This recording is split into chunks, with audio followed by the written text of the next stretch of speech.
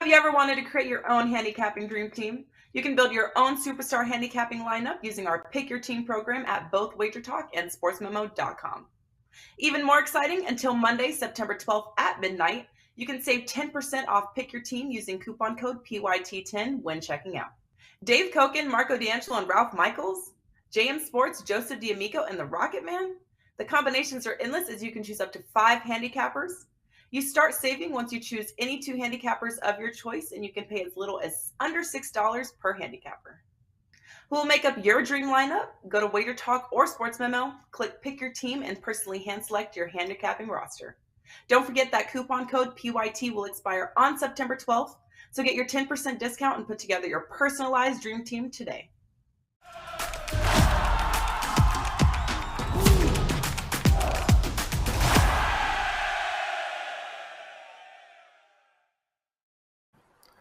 Welcome into First Pitch for Wednesday, September 7th. I am Drew Martin, joined by Adam Trigger and Steve Merrill of WagerTalk.com. We're breaking down 3 games on the slate, best bets at the end: Red Sox, Rays, Blue Jays, O's, and we got the Reds and the Cubs, followed by best bets. Feel free to chime in the chat box. Thanks for joining us live. Please smash that like button as we head to Tropicana Field here. Fenway of the South, if you will, Trig. We get Pivetta versus Springs. Rays, minus 165 favorite. The lefty going here for the Rays, 6:40 Eastern start. The Rays have actually been good of late. You liking the Rays in the Trop tonight? Yeah, Drew, I mean, normally I try to find a way to fade what I consider to be a shaded line, which this definitely is. There's no question the books are going to make you pay a premium here to bet the Rays, but I can't really find a reason to take the Red Sox here. The Rays, they're red hot right now, Drew. They're 18-5 their last 23 games. They've won 8 in a row at home against the Red Sox, and they're 11-4 against the Sox on the season. The thing that really puts me off the Red Sox here, they're 18-38 against the AL East. And their starting pitcher tonight, Nick Pivetta, has a 7.24 ERA in the division and a 10.13 ERA against the Rays. So I don't know how I'm supposed to back that, Drew. On top of all of that, Xander Bogaerts, has been the Red Sox best hitter of late, he's not going to be in the lineup tonight. So even with the Red Sox being a price, there's just I don't see any value in Boston here. The only way I could play this game would be to take the Rays, but I don't really want to lay minus 160, minus 170, so a pass for me. But I wouldn't be betting Boston here. I'm interested to see what Steve thinks, because there's no way the Red Sox would get my money in this spot. Well, Steve, what do you think here? Is it too pricey for you on the Rays? I mean, they're only 4.5 back from the Yanks. Remember the Yanks start to this season? They actually might reel them in here, Steve. Do you have any thoughts on that? Can they reel them in? And what do you think of tonight in the Trop? Well, what I do have is some odds for you. I was pulling them up right now from FanDuel. You still have to lay 8-1. Mine is 850 on the Yankees to win the East. You can get 10-1 on the Rays right now to win the East. 10-1 odds right now at FanDuel. So the odds are saying it shouldn't happen, but let's put that in perspective. I think the Yankees were like 80-1, 1-80 a few weeks ago, or 1-30 a few weeks ago, and the Rays were a lot higher than 10-1. So I personally think they can reel them in. I mean, the Yankees are a team we've talked about. They've been floundering for months now. They've had their foot off the gas. I think it's very hard to just flip a switch. And Tampa, meanwhile, is closing in just 4.5 back. But more importantly, they're only 1.5 up over the Blue Jays for the wild card. So, the Rays have to worry more about holding on to the wild card. And that's after going, as Adam said, 18-5 their last 23. And they're still just 1.5 up for the wild card spot. So there is some room for them to regress. I'm not going to try to guess if it happens tonight. And I don't want to say the Red Sox have tossed the towel, but type of team that you got to be very careful with over the final month of the season is a team that's been a perennial winner, a perennial playoff caliber team that knows they're out of the race, a veteran team. These aren't the type of teams you want to back. You want to be backing those young teams, a lot of guys coming up from the minors with potential. So it'd be Tampa or pass for me. The line is a little pricey, but once again, in baseball, you just have to pick the winner, right? It doesn't matter otherwise, and I see Tampa winning this game. Like it, Steve. And Trig, any quick thoughts here before we go to the next game? Do you think the Rays or the Blue Jays have a chance to reel in the Yanks? No, I feel like they might make it interesting, but I don't know. I feel like we've seen this in years past, and the Yankees will find a way over the past couple of weeks. In my opinion, they'll figure it out, and they'll do just enough to probably win the division. That's just my opinion there, Drew. Could it happen? Of course. Do I think it will? Kind of like Steve, and it goes back to what Steve said. The Rays had to go 18-5 over their last 23 just to get to this spot. To replicate that over the next 20 is going to be really tough. Even if they win tonight, it's going to be really tough. So I think the Yanks probably still get it done, but certainly not in convincing fashion like it looked like they might, a couple months ago. Sure. Yeah, we get the Rays 4.5 back as it stands going into play today. Blue Jays 6 back of the Yankees with about 25 to play here. So, something to watch here in the AL East. Speaking of the AL East, next game up, Blue Jays and Orioles here. We did have a pitching change. Steve, I was on the under 7.5. I did put it listed, and it looks like the pitcher for the Orioles has changed. So either going to need to rebet that, guys, or let it ride here with Wells going for the O's, Manoah going for the Jays. 7.5 being the total, minus 140, Steve. Any interest in getting involved in Camden Yards tonight? Yeah, I mean, the Orioles have been the surprise team in all of baseball, right? I mean, I don't think many people thought they'd be 8 games above 500 this late in the season. They are still 9.5 back of the Yankees, but only 3.5 out of the wild card. They've been hovering around about a 3-game disadvantage for months now in that wild card. They just can't close the ground because Toronto and Tampa, they're just so good. And once again, I mentioned Tampa only 1.5 games above these Toronto Blue Jays. And by the way, the Blue Jays 15-1 to win the East, Rays 10-1, as I mentioned, to catch the Yankees. Toronto, a very good offensive team, a team that I thought underperformed for a good part of the first few months of the season. Offense is coming back to life here. They've put up 21 runs their last 3 games. They've put up 38 hits in those 3 games. So great offensive form here, Drew. So that would be the one concern I have with an under 7.5 is that Toronto's almost gotten there on their own the last 3 games. Orioles, meanwhile, starting to heat up offensively as well. I mentioned on some shows last week, this team had single-digit hits like over a week and a half straight. I thought they were due to regress. They have lost 3 of their last 4, but they're actually starting to hit the ball. 19 hits, 13 runs the last 2 games. This has been a high-scoring series with 3 straight overs. I'd probably lean over 7.5 here to make it a clean sweep for this 4-game set. Okay, look for some points here. Baltimore has played to the under at home here, Trig. Of course, the reconfiguration of the ballpark, moving the fences 26.5 feet back, raising it over 10 feet as well. But Steve brings up some good points. Recency here from both offenses has been strong. What are you liking in Baltimore tonight? Well, Drew, I just want to comment on the pitching change first. I don't think the pitching change should put you off your original play here. And the reason I say that is Kramer's not really getting scratched here. He's just getting bumped back a couple innings. So what the Orioles are going to do in an effort to save their bullpen a little bit is they're going to use Wells as the starter. He hasn't pitched since July 27th. And then they're just going to come in with Kramer after like a couple innings because he's coming off the DL. They're not going to push him super deep. So you're still going to get Kramer, who has a 2.08 ERA over his last 4 starts, just a couple innings into this game. They're not pushing his start back. As far as I know, it's just they're going to use Wells as the opener and then go to Kramer. So I think your original handicap should still stand here. Wells, as I mentioned, prior to going on the DL, he was very good. And his season-long numbers are very good. 3.90 ERA, 1.11 whip.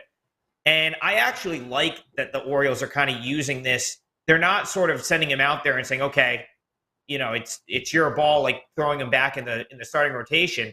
They're actually just giving him his rehab start at the big league level because they need him. So he knows he really only needs to get through the lineup once, and then he's going to give the ball to Dean Kramer, who's been great of late. He's really impressed me this year. I never expected him to have the kind of numbers he has at this point in the season. Manoah, Drew, we've talked about this guy for years. I know we've both been high on him, but the Orioles have knocked him around, and they've knocked him around recently. 7 earned runs in 10.2 innings pitched for Manoah against the Orioles in August, and they get to see him quickly again here.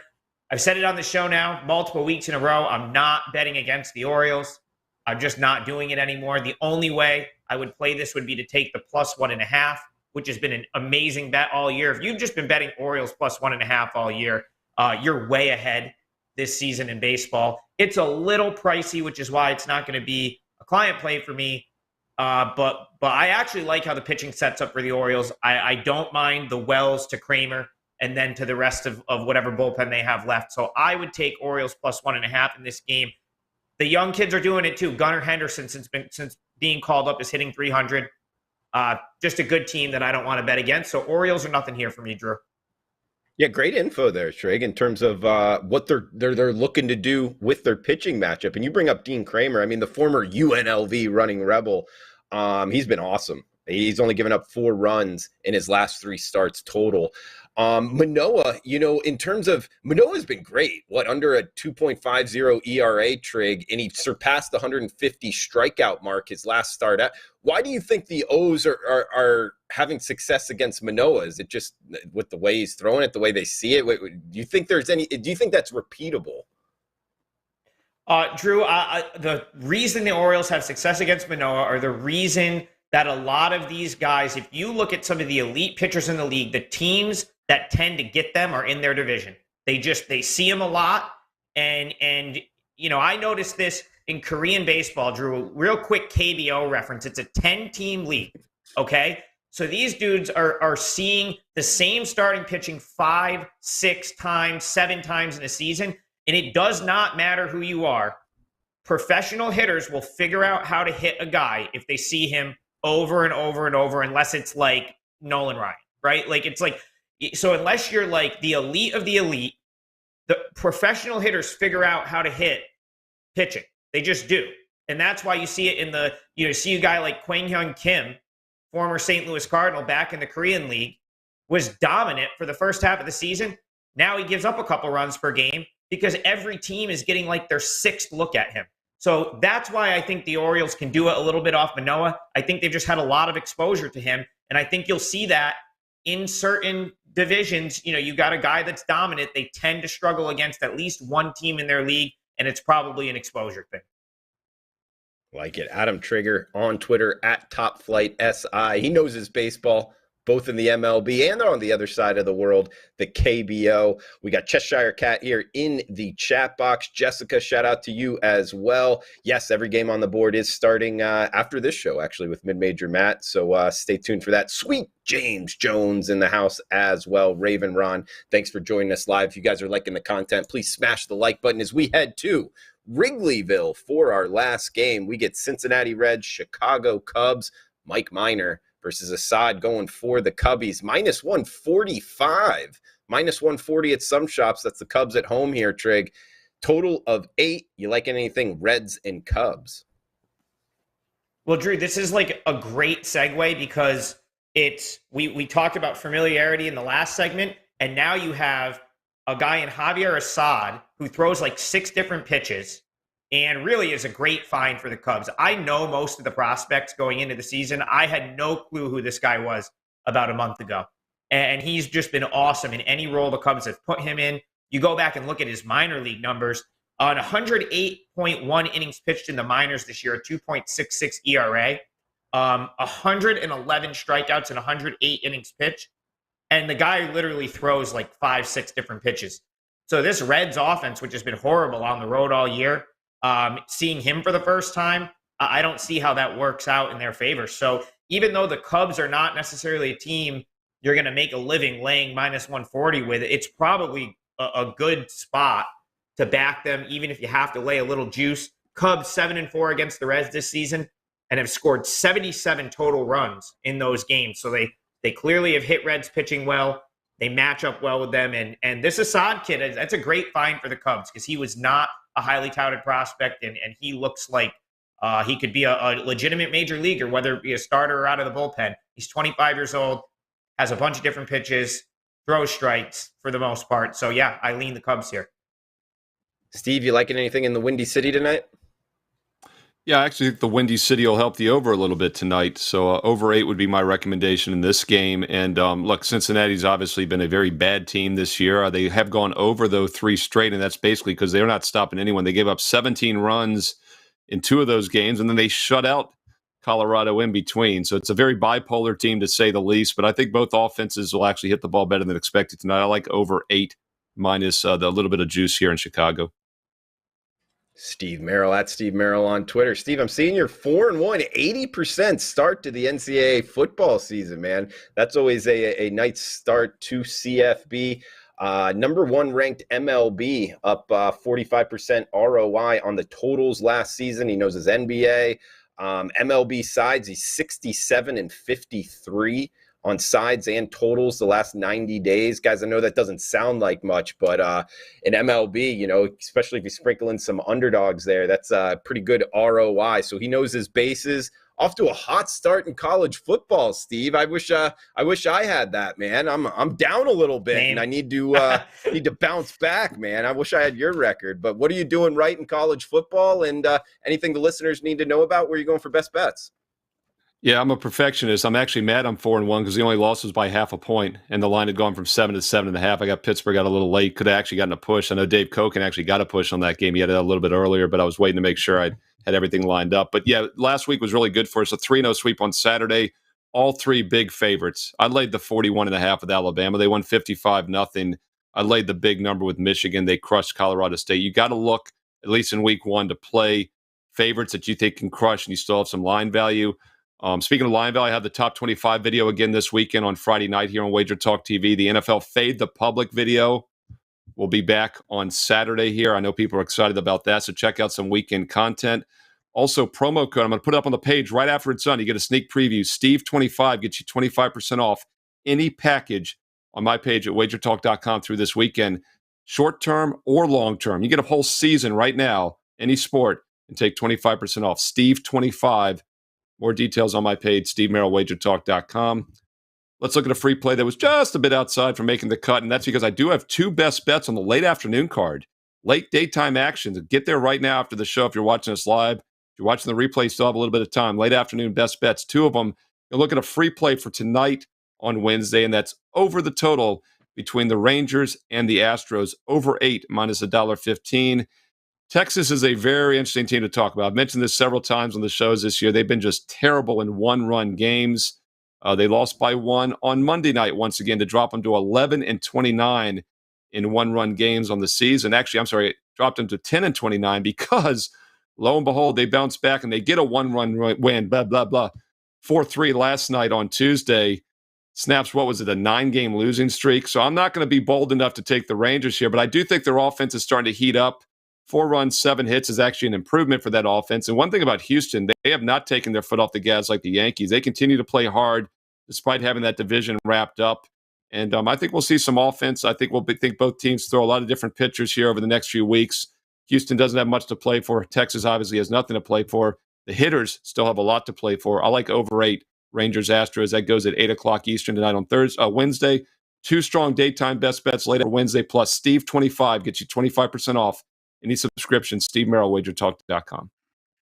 Steve, I like it, man. Great breakdowns as always, guys. Check them out, WagerTalk.com. College football today, we got every game on the board. So if you're looking for college football information, also NFL information, we got it for you right here on the WagerTalk YouTube channel. See, before we get to Adam, just real quick follow-up. Is that something you've done in college football? Look to lay it early on? And do the Miami Hurricanes interest you at minus 24.5 this week?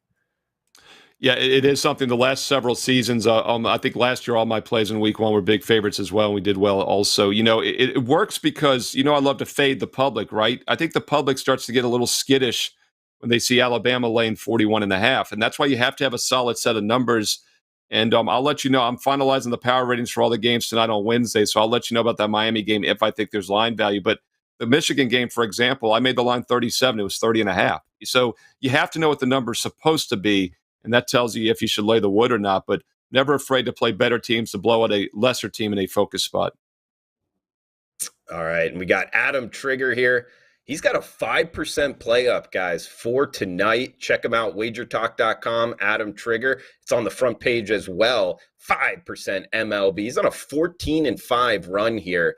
That's plus over 50% ROI, just betting those. So 14-5. Look out for that, Adam. What do you got going on, man? Anything I missed? And where are you going for best bets?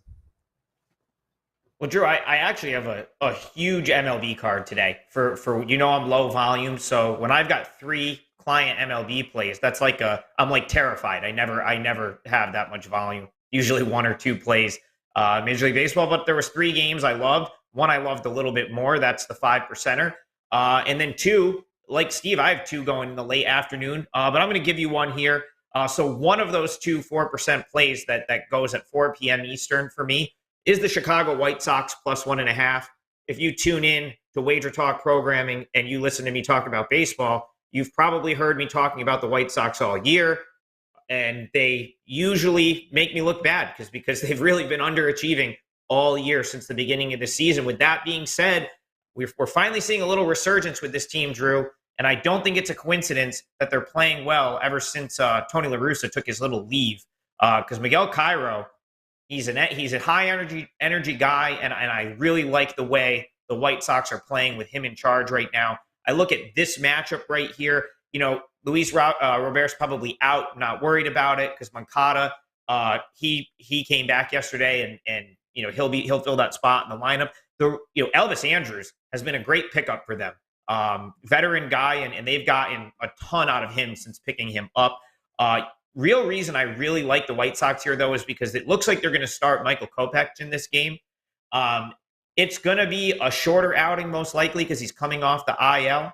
But he was on the IL with a knee injury, a knee strain that should be fine now. It wasn't his arm. And in fact, Drew, I think his arm is probably fresh.